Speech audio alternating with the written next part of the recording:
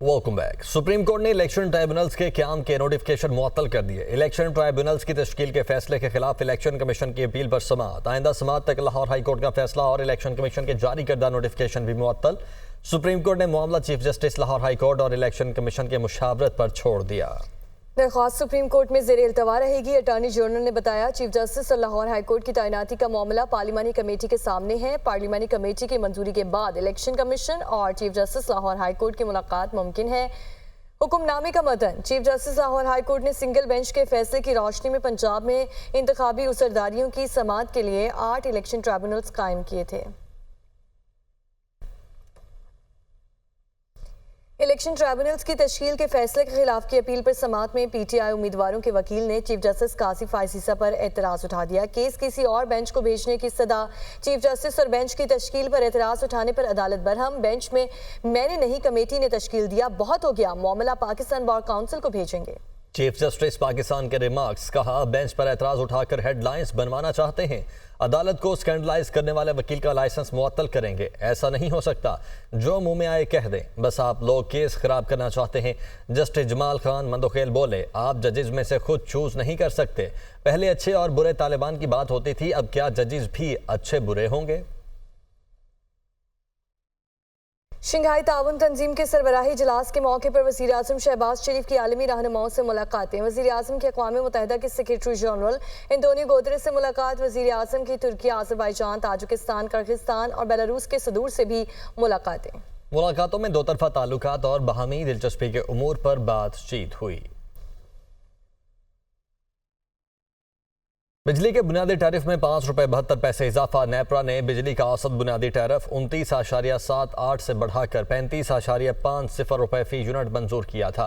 विफाकी काबीना ने बिजली के बुनियादी टैरिफ में इजाफे की मंजूरी दे दी है। ज़राए का कहना है कि विफाकी काबीना से सर्कुलेशन के जरिए समरी की मंजूरी ली गई। नेपरा ने बिजली के टैरिफ में इजाफे का इत्तलाक 1 जुलाई 2024 से करने का फैसला दिया था। विफाकी काबीना का फैसला यकसा टैरिफ के लिए नेपरा को भिजवाया जाएगा। इसी पर बात करने के लिए जाहिद आबिद हमारे साथ मौजूद हैं। जी जाहिद।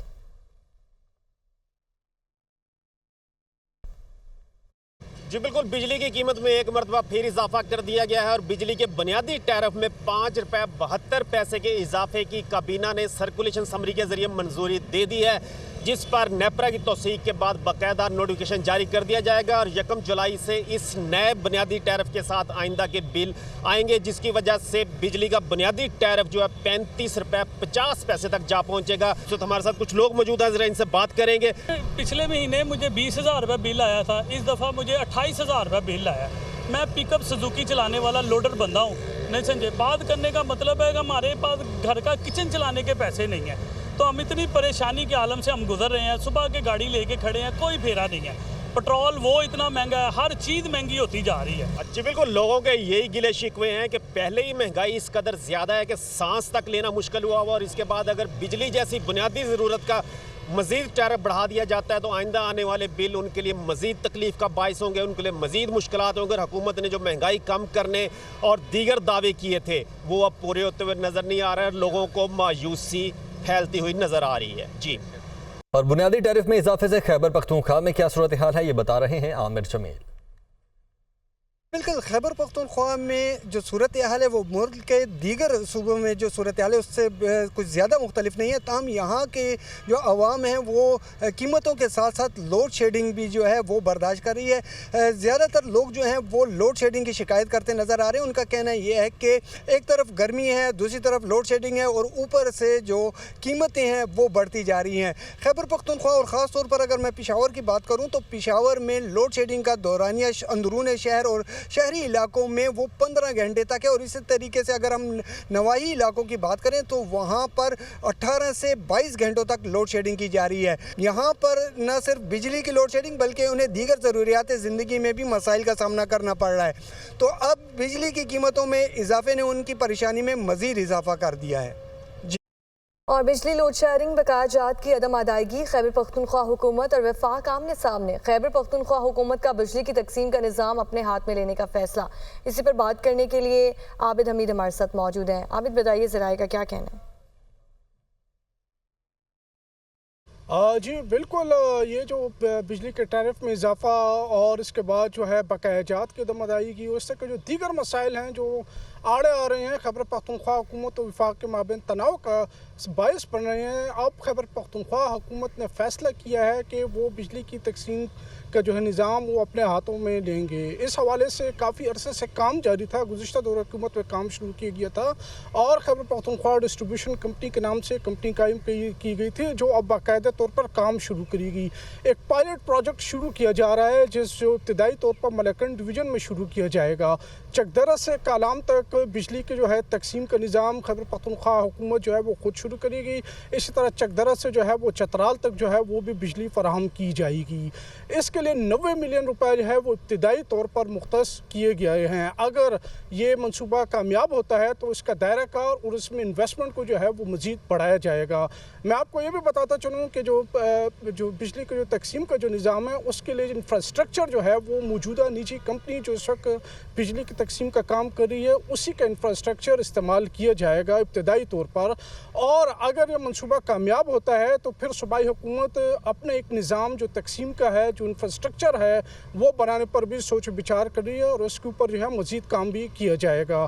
90 मिलियन रुपए चूँकि अभी फिल वक्त जो है हमारी जो बात हुई पे ज़राए से वो मुख्तस किए गए हैं और अगर कामयाब होता है ये मनसूबा तो इसमें ना सिर्फ बाहर से इन्वेस्टमेंट लाएगी बल्कि सूबाई हुकूमत जो है वो इसमें ख़ुद भी इन्वेस्टमेंट करेगी ताकि बिजली का निज़ाम जो है वो बेहतर बनाया जा सके और लोगों को जो है वो सस्ती बिजली फराहम की जा सके। जी ठीक है, बहुत शुक्रिया।